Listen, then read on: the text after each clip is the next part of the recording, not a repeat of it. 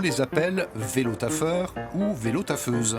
Des cyclistes qui changent le visage de nos villes. Allez, en selle, on vous emmène à leur rencontre. Amis cyclistes, vous connaissez cette désagréable impression d'être dans une ville qui ne vous aime pas. Par exemple, sur ce pont à Besançon. On est sur le pont Battant, c'est l'endroit où passe le plus de cyclistes au quotidien sur l'ensemble du Grand Besançon. Et pour autant, on ne peut pas dire que ce soit particulièrement aménagé de manière favorable pour le cycliste. On a des rails qui vont un petit peu serpenter comme ça, on a des demi-niveaux, voire plusieurs marches entre les demi-niveaux. Les indications ne sont pas très claires, le marquage au sol n'est pas vraiment limpide non plus pour savoir par où effectivement passer. Juste après le pont, il y a des obstacles, des piétons, d'autres cyclistes et des voitures. Une ville bien vivante qu'il faut apprivoiser. Sébastien est mécanicien vélo et moniteur de vélo-école. Voici ses conseils. Quand on attaque une rue piétonne comme ça, on réduit l'allure, on est censé rouler au pas. On se positionne toujours sur le côté droit de la route, dans une position qui est lisible par les autres usagers, et en particulier par les autres cyclistes qui pourraient arriver en face, par les voitures, etc. Et en passant près des piétons, on passe vraiment très loin d'eux. Parce qu'en fait, on est dans une rue où les gens vont avoir tendance à faire du lèche-vitrine, à changer complètement de direction, traverser d'un magasin à l'autre. Et ça, ce sont des mouvements qui sont très importants en quelques dixièmes de seconde. Et donc, si on est tout près des piétons, il y a le risque de les percuter.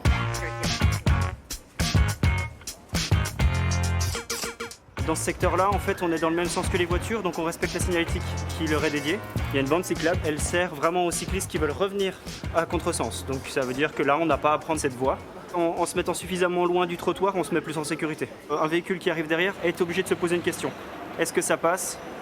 Si je double, ça veut dire que je vais mordre une bande blanche large comme ça veut dire que je suis clairement en infraction. Je vous ai vu griller le feu rouge. Eh ben, j'ai pas vraiment grillé le feu rouge, parce qu'en fait, là, vous voyez, il y a un dispositif qui est propre aux cyclistes. C'est un céder le passage qui autorise les cyclistes à dépasser le feu rouge lorsque l'intersection est libre de circulation. Qu'est-ce que vous avez retenu du coup de tout notre parcours pédagogique de toute l'année ? Qu'il faut prendre soin de la planète.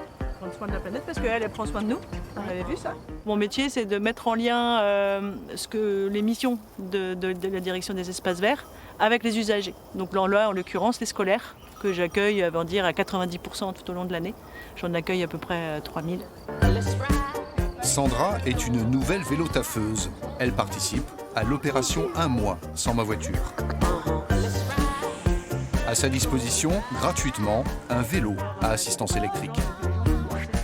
L'idée, c'est d'offrir en fait aux différents habitants du Besançon et du Grand Besançon, leur offrir le choix d'utiliser la palette des mobilités qui sont à leur disposition. Donc la voiture fait partie de cette palette-là, il ne faut pas l'exclure, mais leur démontrer qu'ils peuvent demain ne pas utiliser leur voiture tout le temps leur voiture, mais l'utiliser en complément d'autres services, ou même la remplacer. La preuve, c'est l'idée, là, ce que fait Sandra, pouvoir remplacer ses trajets quotidiens pour venir au travail avec le vélo, par exemple, le vélo à assistance électrique.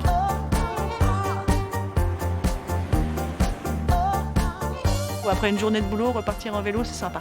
Ça aère, c'est le cerveau, on vit l'instant présent, on ne pense plus à autre chose, on est concentré sur son guidon, ses vitesses. Et du coup, voilà, on se relaxe tout en revenant chez soi.